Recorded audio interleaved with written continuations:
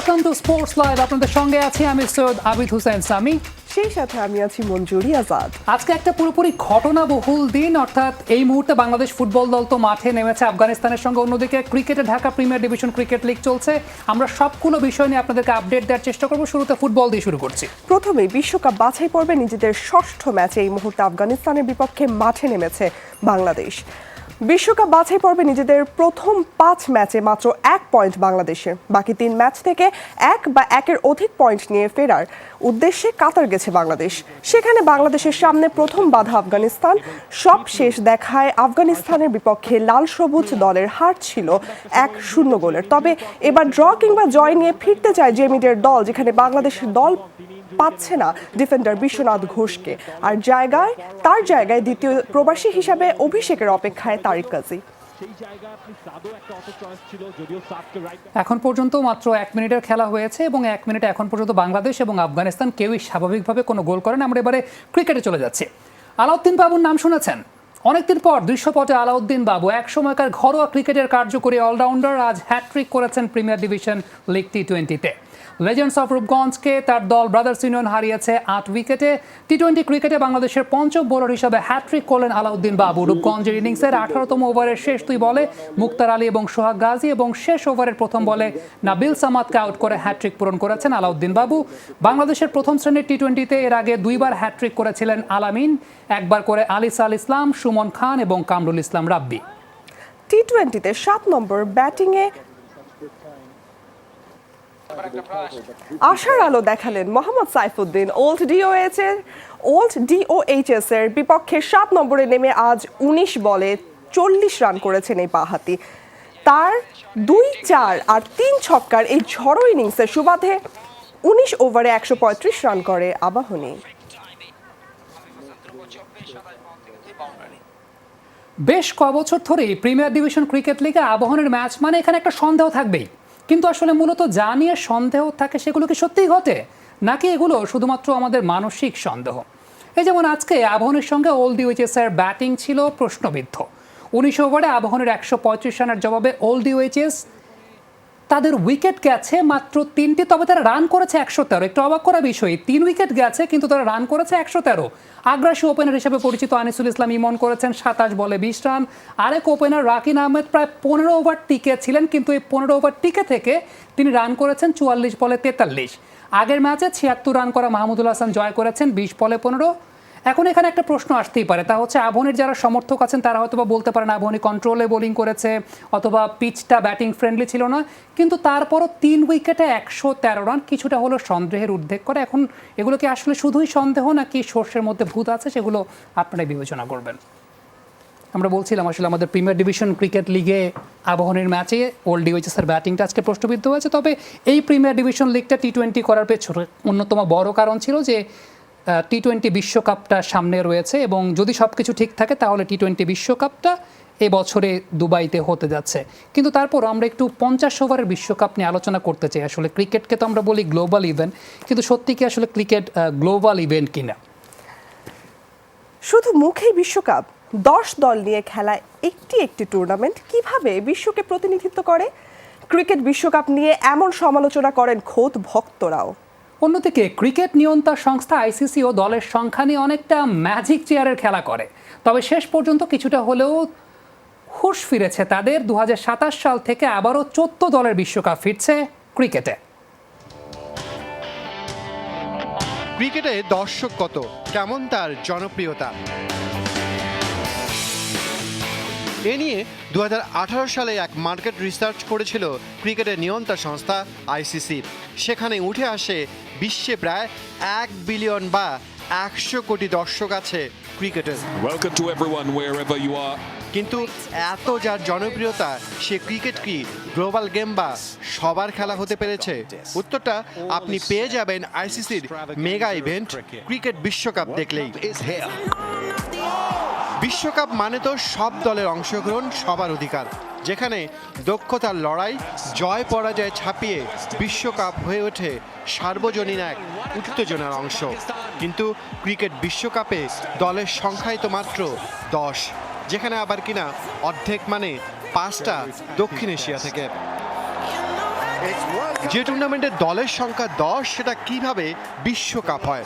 তাই তো বিশ্বকাপের স্বপ্ন ফিকে হয়ে যায় পোর্টারফিল্ড রাজাদের। তীব্র সমালোচনার পর আবারও 14 দলের ওয়ানডে বিশ্বকাপে ফেরার সিদ্ধান্ত নিয়েছে আইসিসি। 14 দল আর 54 ম্যাচের ওয়ানডে বিশ্বকাপ হবে 2027 এবং 31 সালে। প্রথম পর্বে দুটি গ্রুপে 7টা করে দল, শীর্ষ 3 দল জায়গা করে নেবে সুপার 6-এ। এরপর সেমিফাইনাল, ফাইনাল। 2003 সালেও এভাবেই হয়েছিল বিশ্বকাপ। 16 দল থেকে টি-20 বিশ্বকাপেও বেড়েছে দল, হবে 20টা। এই সবই হয়তো পাপ করে তা মোচনের চেষ্টা আইসিসির। নয়তো জগমোহন ডালমিয়া, আলী বাখাররা যে ক্রিকেট বিশ্বায়নের স্বপ্ন দেখিয়েছিলেন 21 শতাব্দীর শুরুতে, তা কেন থমকে যাবে 20 বছর পরে এসে? বাহরামিদ, যমুনা স্পোর্টস। আইসিসির এমন সিদ্ধান্ত অনেক আলোচনা সমালোচনা থাকলেও আমরা আলোচনা করতে আজকে আমাদের একজন ঘরের মানুষকেই ডেকে নিব, Tahmid Amit, senior reporter, Jamuna television. Tahmid, welcome to sports live once again. এবং আপনার রিপোর্টটা কিছুক্ষণ আগে আমরা দেখলাম, এবং স্পোর্টস লাইভ প্রত্যাবর্তন করার পর, এই কোভিড সিচুয়েশনের পর, এটা আপনার প্রথম রিপোর্ট। এবং সেটা সুখবর বলতে হবে যে ওয়ার্ল্ড কাপে বিশ্বকাপের দল বাড়ছে, একদিক দিয়ে সুখবর বলা যায়। আমি একটু আপনাকে একদম সরাসরি প্রশ্নটা করি, সেটা হচ্ছে ক্রিকেট আসলে কিভাবে গ্লোবাল ইভেন্ট হয়? কারণ যে খেলা খেলে মাত্র 10টা দল, এখন শুনলাম যে 14টা দলের আবার ব্যাক করছে। সব মিলিয়ে খুব সম্ভবত 18টা দল বা 19টা দল এখন পর্যন্ত ক্রিকেট বিশ্বকাপ খেলেছে। এটা গ্লোবাল ইভেন্ট আসলে কিভাবে হয়? এর উত্তরটা আসলে আপনার যেভাবে শুরু করেছিলেন নিউজটা, বাংলাদেশ বিশ্বকাপের বাছাই পর্ব খেলছে ফুটবলে। বাংলাদেশ কি বিশ্বকাপে খেলবে আপনার মনে হয়? না, সম্ভব ওই 32টা দলে থাকা 180 নম্বর। কিন্তু তারপরও বাংলাদেশ কিন্তু ফুটবল বিশ্বকাপের অংশ। কিভাবে এই বাছাই পর্ব খেলছে, অর্থাৎ পুরো পৃথিবী একটা ওই অংশের বাছাই পর্ব থাকে, যেভাবে যুক্ত থাকে। এই জন্য এটা গ্লোবাল গেম হয়ে যায়। ক্রিকেটে আসলে কি হয়, ওই 10টা দল খেলবে, ওই 12টা দল খেলবে, আপনি জানেন। তাও আবার ওই বাংলাদেশ, পাকিস্তান, শ্রীলঙ্কা, ভারত, এখান থেকে 5টা দল। এটা আসলে গ্লোবাল গেম কখনোই না। তবে একটা প্রশ্ন আছে, চাইলে কিন্তু আমি আপনি ফুটবল খেলতে পারবো, কিন্তু চাইলে আমি আপনি ক্রিকেট খেলতে পারবো না।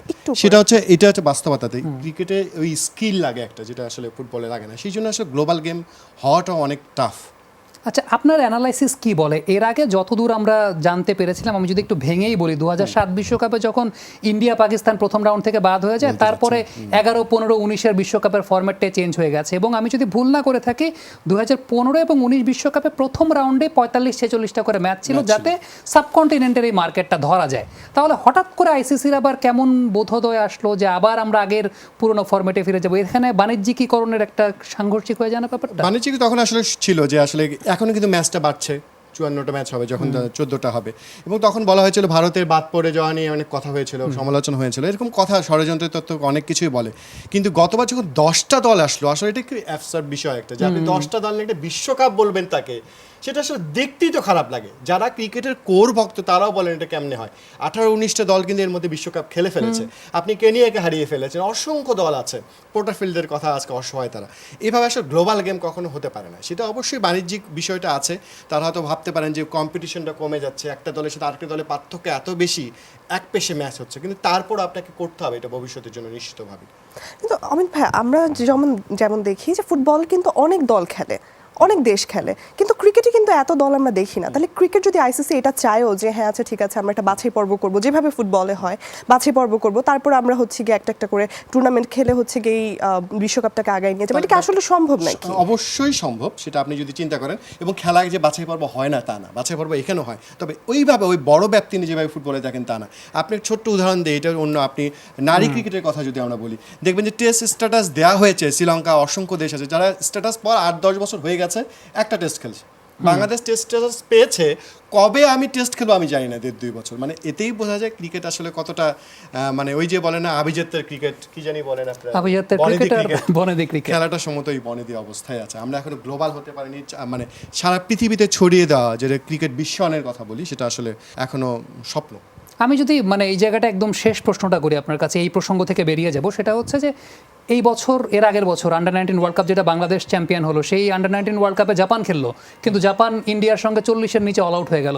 ফুটবলে কিন্তু কোয়ালিটিটা এনশিওর করা যায়। সৌদি আরবের মতো দল ব্রাজিলের সঙ্গে হয়তো 1 বা 2 গোলের ব্যবধানে হারছে, কিংবা ইরানের মতো দল আর্জেন্টিনার সঙ্গে 1-0 গোলে হারছে, কিন্তু ক্রিকেটে কি আলটিমেটলি কোয়ালিটি এনশিওর করা সম্ভব হয়েছে আসলে? তাহলে আইসিসির অবদানটা কি?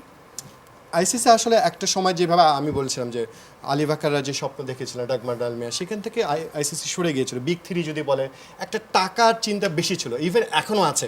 আপনি দেখবেন 24 থেকে 31 সাল পর্যন্ত প্রতিটা বছর একটা আইসিসির ইভেন্ট আছে, প্রতিটা দেশ আবার আইপিএল বিপিএল এর মতো কম্পিটিশন করবে। আসলে টি20 ফরম্যাটের কম্পিটিশন টাকার কাছে আপনি বন্দি। ক্রিকেট আসলে কতটুকু আমরা ছড়াতে চাই, কিভাবে নেপাল কিভাবে আনা যায়, অন্য দেশ, যেমন চীনের কথা বলা হয়েছিল, চীন এখন হারিয়ে গেছে। চীনে কিন্তু মাঝে অনেক বুলবুল ভাই কাজ করেছেন, সিঙ্গাপুর কথা যদি বলি, অসংখ্য দেশ। তো আইসিসি আসলে যতটা আর্থিক বিষয়ের উপর নজর দেয়, আমার তো মনে হয় যে ফিফার কাছে এখানে বড় ধরনের একটা পার্থক্য আছে, যে ক্রিকেট গ্লোবালাইজেশনের যে স্বপ্নের কথা তারা বলে, আসলে এটা বাস্তবতায় নেই। অমিত ভাই, আমাদের যে সময় ডিউরেশনটা আসলে বাধা থাকে, সেই ডিউরেশনটা শেষ হয়ে গেছে, যদিও খুব শর্ট পিরিয়ড অফ টাইম। আশা করছি দর্শকরা বুঝতে পেরেছেন আমরা মূলত কি বলতে চেয়েছি। ইন দ্য মিন টাইম আমি একটু আমাদের প্রডিউসারের কাছে বাংলাদেশের খেলার স্কোরটা একটু জানতে চাচ্ছিলাম। আসলে এখন পর্যন্ত কোনো গোল কি হয়েছে, আমাকে কেউ কি বলতে পারবেন? আচ্ছা, এখন পর্যন্ত কোনো গোল হয়নি, অর্থাৎ বাংলাদেশ 0, আফগানিস্তান 0। ঠিক এই মুহূর্তে বাংলাদেশ এবং আফগানিস্তানের মধ্যকার ম্যাচ চলছে বিশ্বকাপ বাছাই পর্বের, এবং এই ম্যাচের আপডেট জানতে এবং এই ম্যাচের স্ট্র্যাটেজির ব্যাপারে আলোচনা করতে আমাদের নিউজ রুম থেকে যুক্ত হচ্ছেন আমাদের সহকর্মী অলোক হাসান, আমাদের staff reporter Jamuna television. Alok, আশা করছি আপনি আমাকে শুনতে পাচ্ছেন। একটু আমাকে ফরমেশনের ব্যাপারে জানাবেন। আমরা যেহেতু শোতে আছি, আমরা এই মুহূর্তে খেলা দেখতে পাচ্ছি না, আসলে ঠিক কোন ফরমেশনে বাংলাদেশে খেলছে এই মুহূর্তে, এবং এখন পর্যন্ত কেমন দেখছেন, কেমন উপভোগ করছেন ম্যাচটা?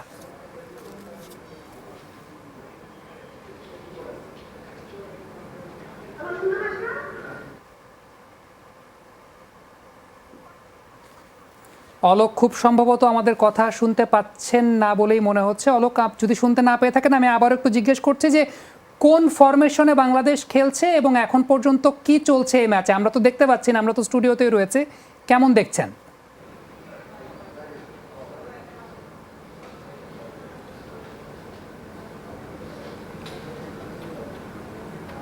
সামি, আবার যদি একটু বলতেন আপনার কথা। আচ্ছা, আমার কথাটা হচ্ছে যে কোন ফরমেশনে বাংলাদেশ এখন এই মুহূর্তে খেলছে এবং এখন পর্যন্ত ম্যাচের দৃশ্যপটটা কেমন দেখতে পাচ্ছেন, কাদের বল পজিশনটা বেশি? সামি, যে জিনিসটি হচ্ছে যে আজকে কিন্তু বাংলাদেশের তারেক কাজী, তিনি কিন্তু দ্বিতীয় প্রবাসী জামাল ভুঁইয়ার পর কিন্তু তিনি কিন্তু আজকে ম্যাচে নেমেছেন, অভিষেক হয়েছে তার। তো আর বিপরীতে আফগানিস্তান দল যদি বলা যায়, শুরু থেকে এখন পর্যন্ত কিন্তু 35-37% বল দখলে কিন্তু বাংলাদেশ ছিল, বাংলাদেশের বাকিটুকু কিন্তু আফগানিস্তানের দখলে। কারণ বাংলাদেশ আফগানিস্তান আজকের ম্যাচে বাংলাদেশের বিপক্ষে 5টা ফরওয়ার্ড দিয়ে তারা কিন্তু খেলছে। মানে তাদের টার্গেটই হচ্ছে এই ম্যাচে জয় তুলে নিয়ে পয়েন্ট টেবিলের সামনের দিকে এগিয়ে যাওয়া। বিপরীতে বাংলাদেশও কিন্তু ছাড় দিচ্ছে না, তারা কিন্তু বেশ ভালোই একটি ফরমেশন দাঁড় করিয়েছে। ঢাকায় যদিও আমরা দেখেছিলাম কয়েক দফায়, এমনকি সবশেষ নেপালে যে টুর্নামেন্ট হয়েছিল সেখানেও আমরা দেখেছিলাম 4-4-2 ফরমেশনে খেলতে। শেষ ম্যাচে এসে ফাইনাল ম্যাচে নেপালের বিপক্ষে সেই ম্যাচে কিছুটা পরীক্ষা চালিয়েছিলেন, এবং সেই পরীক্ষার ফলশ্রুতিতে কিন্তু আজকে বাংলাদেশ জেমিডে কিন্তু টিম নামিয়েছে 4-1-3-2-তে।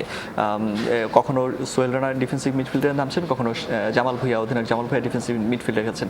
মাঝমাঠে 3 জন এবং ফরওয়ার্ড লাইনে 2 জন মতিন মিয়া তাদের কিন্তু বল যোগান দেওয়ার চেষ্টা করছেন, এবং তারা কিন্তু আজকে আফগানিস্তানের বিপক্ষে এখন পর্যন্ত কিছুটা রুখে দাঁড়িয়েছে বলা যায়। এবং দেখা যাক ম্যাচের শেষ পর্যন্ত কি হয়, কারণ এই বাংলাদেশের এখন 1 পয়েন্ট আছে। যদি একটি জয় বা একটি ড্র বাংলাদেশকে কিন্তু পয়েন্ট টেবিলে আরেকটু উপরের দিকে নিয়ে যাবে। অলোকের কানেকশনটা আমরা ঠিক এই মুহূর্তে হারিয়ে ফেলেছি। তারপরে অলোক বলছিলেন যে আজকে খুব একটা অবাক করা বিষয়, সেটা হচ্ছে যে বাংলাদেশ 5 জন ফরওয়ার্ড নিয়ে খেলছে। এটা মনে হয় না এর মধ্যে আমরা কোনোদিন দেখতে পেয়েছি, কারণ নর্মালি যেটা হয় 4-3-3 এই ফরমেশনটা নিয়ে আমরা দেখেছি। নেপালের সঙ্গেও যখন বাংলাদেশ ম্যাচ খেললো তখনও 4-3-3 এই ফরমেশনে খেলেছে, কিন্তু এটা একটু অবাক করা বিষয়, একটু আনইউজুয়াল একটা সিনারিও যে 5 জন ফরওয়ার্ড নিয়ে বাংলাদেশ খেলছে, 4-1-3-2 এরকম একটা ফরমেশন। তার মানে বোঝাই যাচ্ছে এই ম্যাচটা জয়ের জন্য বাংলাদেশ খেলছে। ইন দ্য মিন টাইম বলে নেই, স্কোর কার্ডটা কিন্তু এখনও নীল, অর্থাৎ বাংলাদেশ 0, আফগানিস্তান 0।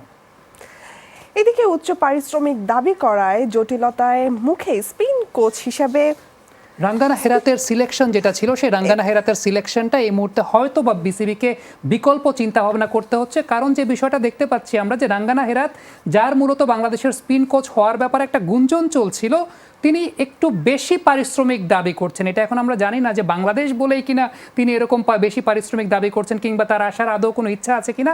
এই ব্যাপারে আমাদের কাছে একটি প্রতিবেদন আছে, আমরা দেখে আসবো। ড্যানিয়েল ভেটরির পরিবর্তে নতুন স্পিন কোচ খুঁজছে বিসিবি।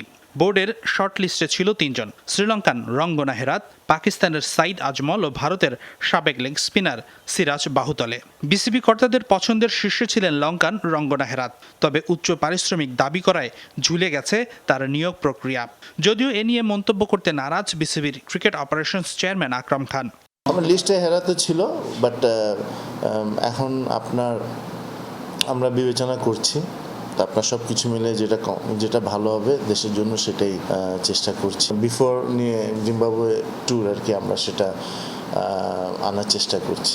এদিকে ব্যাটিং কোচ হবার লড়াইয়ে এগিয়ে আছেন বাংলাদেশের সাবেক হেড কোচ জেমি সিডন্স। যদিও ক্রিকেট অপস চেয়ারম্যানের দাবি শুধু সিডন্স নয়, বিবেচনায় আছেন নাকি আরও বেশ কয়েকজন। শোনা গেছে ইজাজ আহমেদের সাথে আলোচনা চলছে বর্তমান ব্যাটিং কোচ জন লুইসের সাথেও। তবে আকরাম খানের কথায় স্পষ্ট, তামিম সাকিবদের প্রিয় সিডন্সই এগিয়ে ব্যাটিং কোচ হওয়ার রেসে। আমি মনে করি যে আপনার প্লেয়াররা যাদেরকে নিয়ে মানে কমফোর্টেবল, যাদেরকে পছন্দ করে ওই ধরনের কোচ নেওয়াটাই আমরা পছন্দ করি। সো সেগুলো আলাপ আলোচনা চলছে। এদিকে ক্রিকেটারদের কেন্দ্রীয় চুক্তির খসড়া চূড়ান্ত করেছে ক্রিকেট অপারেশনস। গত চুক্তিতে 3 ফরম্যাটে 16 জন ক্রিকেটার থাকলেও এবার বাড়তে পারে সংখ্যাটা। সেই সাথে জোর গুঞ্জন, পারিশ্রমিক কমছে অনেক ক্রিকেটারের। এটা অলমোস্ট ডান, মানে জাস্ট আমরা একটা বোর্ড মিটিংয়ের জন্য অপেক্ষায় আছি। কিছু 2-1টা জিনিস আমরা নতুনভাবে দেখছি, বাট এটা এখন যেহেতু অ্যাপ্রুভাল এখনো হয়নি, ওটা বলা যাবে না। বাট আমরা নর্মালি আপনার আগের মতোই কিন্তু 90% আছে। হাসিনুর রহমান, যমুনা স্পোর্টস, ঢাকা। আচ্ছা, আমি জানি আজকে আপনাদের মধ্যে অনেকেরই কিন্তু জন্মদিন, সুতরাং যাদের যাদের জন্মদিন আজকে তাদের প্রত্যেককে আমাদের তরফ থেকে, আমাদের স্পোর্টস লাইভের তরফ থেকে হ্যাপি বার্থডে। এবং সেই সঙ্গে আপনাদের যাদের যাদের জন্মদিন তারা কিন্তু নিজেদেরকে একটু সৌভাগ্যবানও ভাবতে পারেন, কারণ আজ সর্বকালের সেরা ফাস্ট বোলার ওয়াসিম আকরামের 55তম জন্মদিন। শুভ জন্মদিন সুলতান অফ সুইং বোলিং।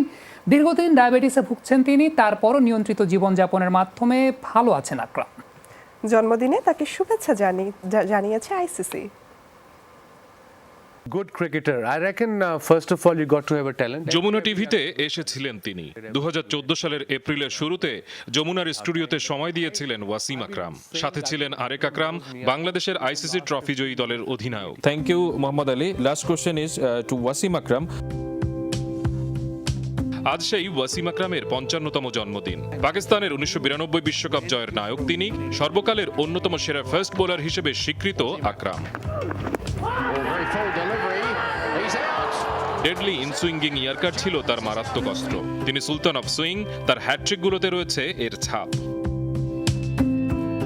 আকরামকে এতটাই বিধ্বংসী লেগেছে যে হালে বিরাট কোহলি পর্যন্ত বলতে বাধ্য হয়েছেন তিনি একালের কেউ নয়, ওয়াসিম আকরামের বল খেলতে ভয় পান। এমন এক লিজেন্ডকে শুভেচ্ছা জানিয়েছে আইসিসি ও পিসিবি। তার কাউন্টি দল ল্যাঙ্কাশায়ারও ভুল করেনি মনে করতে। শোয়েব আখতার, রশিদ লতিফ, ইউসুফ পাঠানরাও জানিয়েছেন শুভেচ্ছা। বয়স এখন 55, শরীরে দীর্ঘদিন বয়ে চলেছেন ডায়াবেটিস। তারপরও সুযোগ পেলে মাঠে নেমে যান। ছোট্ট রানাপে করা তার ডেলিভারিগুলো এখনও আনপ্লেয়েবল অনেক সময়। শুভ জন্মদিন 916 আন্তর্জাতিক উইকেটের মালিক। শুভ জন্মদিন Sultan of swing bowling. Manjur Morshed, Jamuna sports.